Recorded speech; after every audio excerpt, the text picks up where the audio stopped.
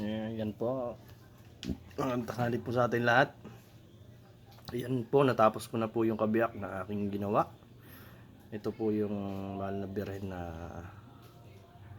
aking natapos. Ngayon, yan. Makita nyo po. Yan, napakaganda po niya. Yan, tapos na po. Yan po yung aking ginawa ngayong tanghali na isang araw at kahalati kong pinagkulan po ng panahon at pinagpaguran para po magkaroon yung pong mga tao na gusto magkaroon po ng kwintas na bao na iisa ang mata, ay ito po siya. Yan na po yung nagawa kong ukit o muka niya ngayon. Napaka ganda po niya, napakaganda niya na. Ayan po, sa mga nais magpaukit po dyan, yung pong kaya ko lang, tatanggap po ako yung kaya ko lang pong ukitin, pero hindi ko po nila lahat sinasabi na kaya ko pong gawin lahat. Yung pong aking makakaya, yung abot po ng aking makakaya na aking ginagawa, ay aking pong gagawin.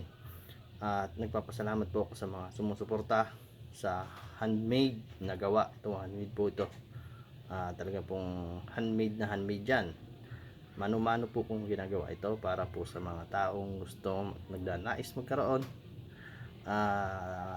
Ito nga po ay aking kasama ko nga pala dito po, Panginoon, kasama ko nga po pala dito si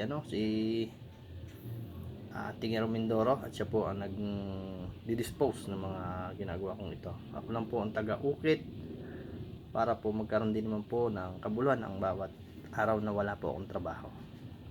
Yan, sana po ay makita nyo at yung aking mga ginagawa. Hindi ko lang po na iba-vlog at dahil po masyado akong busy, hindi rin po ako marunong mag-video. Kaya babago lang po ako mag-video nito. Pero po pagkakatapos ko, yan po yung mga gamit kong ginagamit ko dyan. Yan po, napakaliliit po ng ginagamit kong mga pang-ukit dyan. Yan po, mga liha, kasama na po yan para na magawa yung request ng ating isang kaibigan na kwintas na bao. Hindi po siya kinis, nagkaroon naman po siya ng itsura, yung mga ipapagawa po sa akin ito. At kung sino pong may gusto o order ay magsabi lang po at i-PM lang po nyo si Antingero ng Mindoro para po magkaroon po kayo ng sariling gantong kwintas na yari sa bao. Ayan po, maraming po salamat at magandang tanghali. God bless po sa atin lahat.